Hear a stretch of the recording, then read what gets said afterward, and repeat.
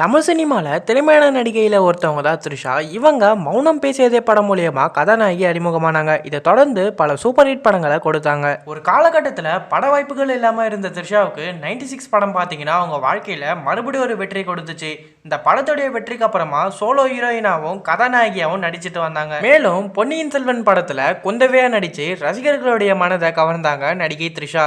இப்போ இவங்களுடைய திரை வாழ்க்கையில் இரண்டாவது இன்னிங்ஸில் பட்டையை கிளப்பிட்டு வந்துட்டு இருக்காங்க. தளபதி விஜய் கூட சேர்ந்து லியோ படத்திலையும், அஜித் கூட சேர்ந்து விடாமுயற்சி படத்திலையும், சிரஞ்சீவி கூட சேர்ந்து ஒரு படத்திலையும், பாலிவுட்ல பிரவேசம் என்ற படத்திலையும் நடிச்சிட்டு வராங்க. 40 வயசுலேயும் மார்க்கெட் இழக்காத நாயகின்னு ரசிகர்களால் கொண்டாடப்பட்டுட்டு வராங்க. இந்த நிலையில 40 வயசுலேயும் பிஸியா முன்னணி ஹீரோக்களோடு சேர்ந்து நடிச்சிட்டு வரும் நடிகை த்ரிஷாவுடைய மொத்த சொத்து மதிப்பு பார்த்தீங்கன்னா 85 கோடியிலிருந்து 100 கோடி வரைக்கும் இருக்குமா. இவங்க ஒரு படத்தில் நடிக்கிறதுக்கு 3 கோடியிலிருந்து 5 கோடி வரைக்கும் சம்பளம் வாங்குறாங்களாம். அது மட்டும் இல்லாமல் விளம்பர படங்களில் நடிக்கிறது மூலியமாகவும் 10 கோடி வரைக்கும் ஒரு வருஷத்துக்கு சம்பாதிக்கிறாங்களாம். மேலும் நடிகை த்ரிஷாவுக்கு 7 கோடி ரூபாய் மதிப்பில் சென்னையில் பிரம்மாண்டமான வீடு இருக்கணும், ஹைதராபாத்தில் 6 கோடி ரூபாய் மதிப்பில் ஒரு பெரிய பங்களா இருக்கணும் சொல்லப்பட்டு வருது.